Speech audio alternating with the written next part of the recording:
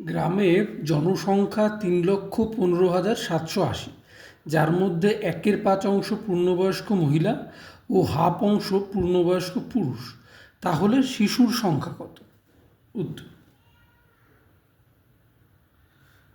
এখান থেকে আমরা টোটাল অর্থাৎ মোট পূর্ণবয়স্ক মহিলা ও পূর্ণবয়স্ক পুরুষের সংখ্যা পেয়ে যাব যদি 1/5 আর 1/2 যোগ করি। তার মানে টোটাল পূর্ণবয়স্ক লোকের সংখ্যা আমরা পেয়ে যাব। তাহলে মোট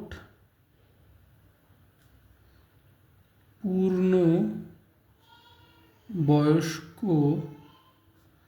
মহিলা ও পুরুষ রয়েছে জনসংখ্যার 1/5 যোগ 1/2, 1/5 যোগ 1/2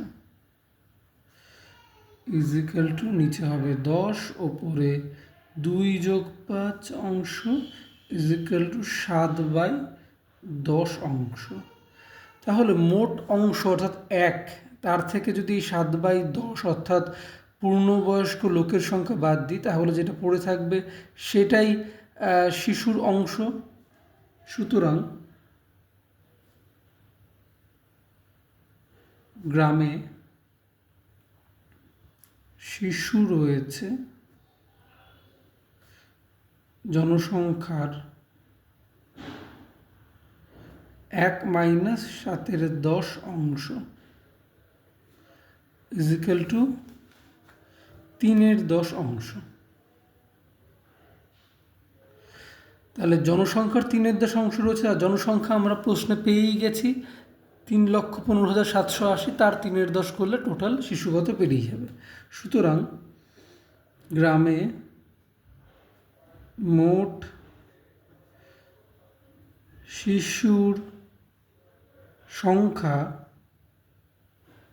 ইজিক্যাল টু 3,15,780 ইন্টু 3/10, এতজন। 0 কেটে গেল, 3 দিয়ে গুণ করলে হবে হচ্ছে 94734। এতজন শিশু গ্রামে রয়েছে, এটাই হবে অ্যান্সার।